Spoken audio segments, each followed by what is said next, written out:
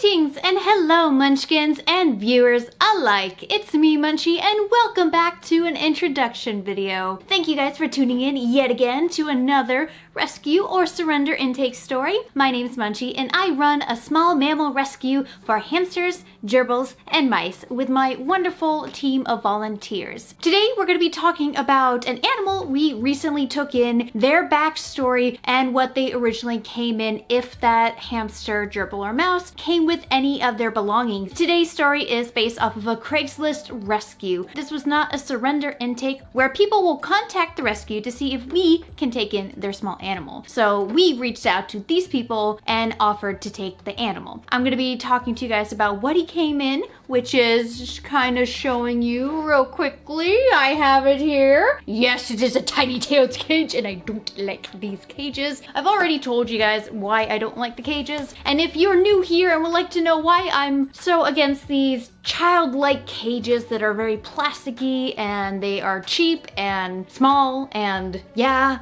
that right there, ewy, ewy, ewy, then please check out the channel to learn more about why these cages are very bad. With that being said, let's introduce today's little hamster, and that is Chadwick. Chadwick is estimated to be half-a-year-old male Syrian hamster from a family who no longer wanted to care for him. Unfortunately, the background for Chadwick is that his past owner's child cared for this hamster and lost interest over another animal, which I believe, if I remember correctly, it was a cat. So they went with a kitten and decided to let Chadwick here just go off, be on his own. It was more like a trial run with this hamster, and I absolutely want to make this apparent to people who are watching. Please do not get a small animal companion to think you can teach your child responsibility, or to just have it be a test run for a larger animal, which is kind of what the situation unfolded into. But at least we took in the hamster. The hamster is in appropriate and proper care here at the rescue, but it is just worth mentioning that unfortunately there are people with this like-mindedness that think that one animal is better over the other,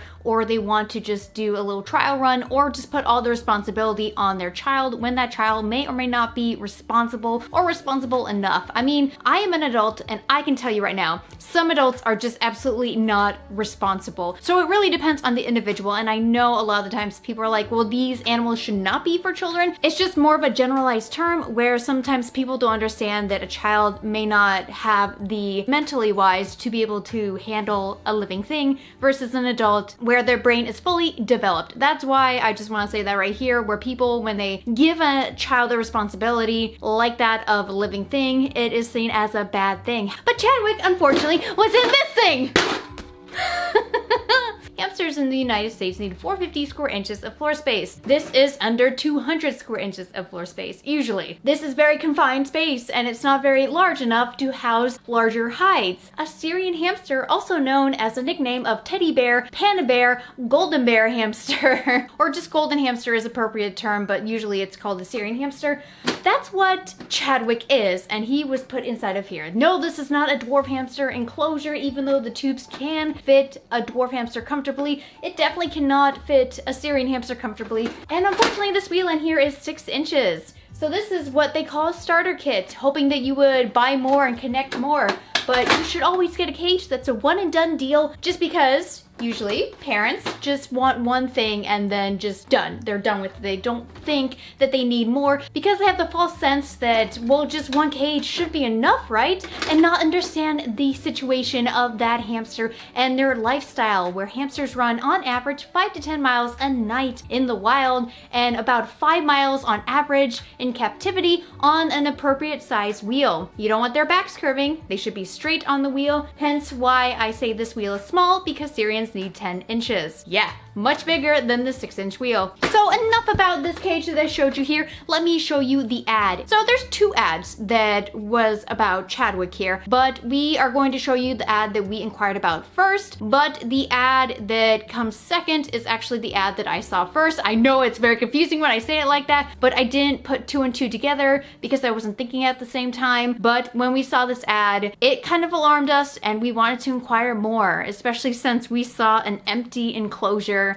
and then the words hamster coming after it spooked us. The first ad says this: hamster cage and wheel, $20. Great shape, include 4-month-old hamster, altogether $20. And that right there, with the next picture where there's a hamster on a child's lap, it made us a little bit nervous because it's been completely cleaned out in this photo to make it represent like it is indeed just a rehoming cage ad, not that the hamster is included. And there's nowhere to say in here in the title hamster cage and wheel. It literally looks like they're just trying to sell a crappy cage. When we saw that 4-month-old hamster, we inquired. They said they were getting rid of it because they got a new animal and they just didn't feel like the hamster was right for them, and so they rehomed it to us. But then I noticed there was the other ad that I had seen previously that goes a little bit something like this. A male Syrian hamster, and he is about 4.5 months old. His name is Cinnamon, and he is very easygoing. When our cousins, ages 8 and 6, come over and hold him without bites. He has blue wired wheel. I put paper around that wheel so he does not get bumblefoot. So when it comes to these types of wheels, education time here, this wheel that you see here is metal grid. Animals that have sensitive paddings on their feet, especially hamsters, they cannot be on wheels like this for hours and hours and hours because they develop inflammation known as bumblefoot. And when bumblefoot happens, it's just very painful to them. They don't want to use their wheel because of it, and they start to get scabs on their ends of their feet, which can lead up to infections. Once they start getting an infection in their foot, it will swell up even more. It will be red, sensitive, and painful. But unfortunately, pet companies still sell these wheels because they think that it's appropriate. And when being told it's not, they make a point about, well, people use it, people like it, people want it. But technically, what they're saying to you when they say that is, well, we're making money off of it, so we're going to continue to sell this. Now, this is a larger size wheel. I think this might be a 7.75 inch wheel to an 8 inch wheel, but these wheels, as you probably can hear, are noisy. Once they wear down, of course. But you can always oil these types of wheels, and any sort of wheel with an axle that's right here, right behind here, if you can see, with baby oil or canola oil. I know some people use coconut oil, but that's more of not so liquidy consistency versus baby oil and canola oil, where it's very easy to apply. It doesn't, cause friction or anything because it's liquid form. So I would recommend those much more than coconut oil that you just slather on here. But those are appropriate to be using. However, this person looks like they previously did glue glue paper on it. So when they said that they put paper around it, they put paper around what looks like the inside first, but the hamster might have chewed it up or it did not stay in place. And whatever paper they used, because it does look like flimsy paper, it could still cause bumblefoot because that paper's so thin, it's going through. Their pressure is going through the paper still into the metal here. So technically, I don't think they did this completely right. You want a very smooth, solid surface where if you were to use a wheel like this, which I still would not recommend because of the negatives above the positives, you would have to DIY this wheel like they tried to do and possibly not did correctly. I cannot tell you because I do not see the previous version of this wheel, but you can see it's heavily glued on, and this glue can actually may or may not be safe for hamsters. Elmer's glue is safe for hamster, gerbil, and mouse use. So that's just something to take into consideration, and there's two styles of this wheel, but today we're only talking about this wheel. And what came with this hamster too, now that we're kind of digging into the accessories, was a seed mix. Now this seed mix actually looks like the Wild Harvest mix, and this looks like it is the Wild Harvest mix from Walmart. You know, the lower, less quality, it's only $1 or $2 seed mix. It's disgusting. It has the really big chunky pellets in here. It's nothing that you would want to be using for your animal. Hamsters do need a seed mix diet. The fiber pellets in here, they're way too big. They would not be eating them, and just, oh, actually, I didn't even look at this. It literally does say Wild Harvest right here. Oh, that's cool. I know my bad foods. Why? Because I choose to avoid them, and when I see, like, it's such a plain blend too. I'm just gonna show you one more time. That is not appealing at all. It's just very plain, but at least they included that they were feeding him Wild Harvest, but that is just low quality. So this one says that this is the advanced nutrition. They circled it. I think they circled it, or else the package circled it. But the advanced nutrition, if I remember just from the top of my head, does have some ingredients in there that are not appropriate or safe to be using for hamsters to consume. So I am just gonna say that, make a note of that here, just because I need to go and look at my list. I don't want to just like take up all of my camera time because my battery just drains so quickly. But that is what they were using, and it does look like they had a bit of knowledge when it came to this hamster and taking care of this hamster, because they did have sand bath. And this actually looks like it is from the hardware store. So this is children's play sand that has been sterilized, and they probably baked it too just to make sure that it was appropriately sterilized.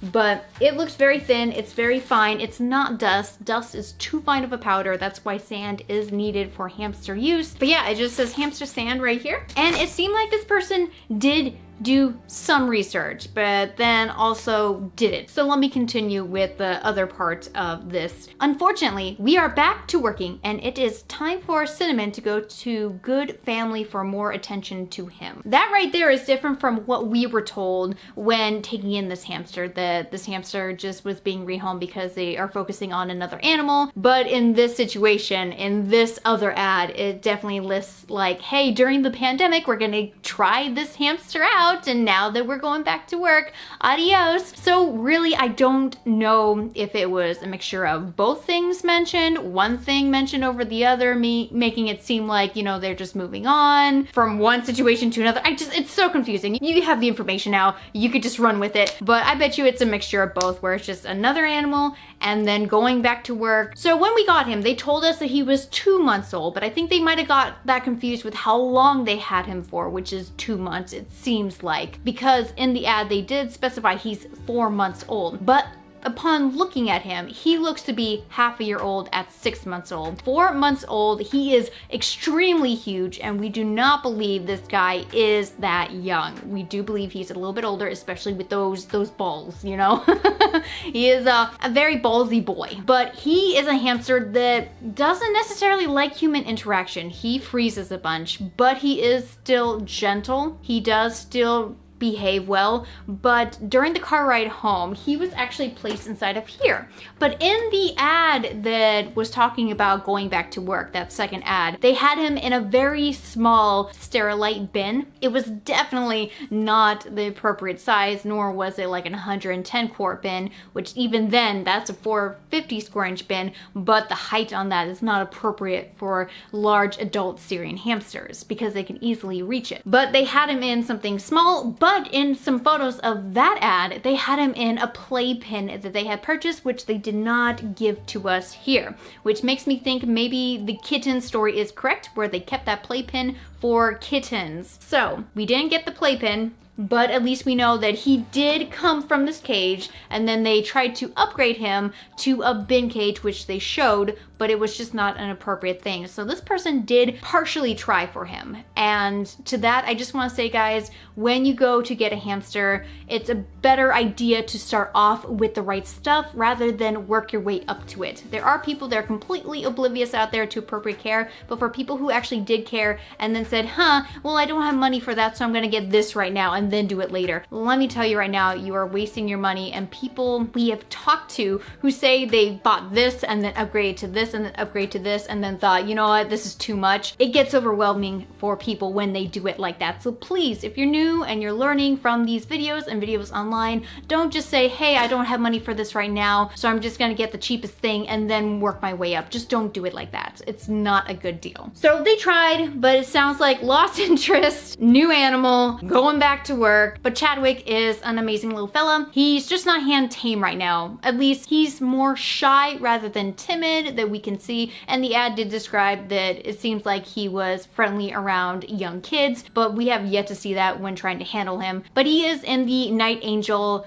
aquarium tank that we have that, oh boy, it's almost been a year since we've actually had that tank, and I want to do an updated review because I have so much to say about that tank. But thank you so much for sticking around and listening to his introduction story today. And if you want more updates on Chadwick, please check out our Rescues Instagram account. I'm not gonna just be updating here and there on YouTube. Usually when I get these introduction videos out, I don't really update you guys because our main focus is on the rescue and not having to crank out video after video after video, because that could be very time consuming. So check out Instagram if you want to learn more about him during his stay here at our rescue. If you liked today's video, hit like to show support, comment down below with anything you like to say, and subscribe if you're new here and would like to become a part of the Munchkin family. And I'll see you around in another video, and take care. Bye bye!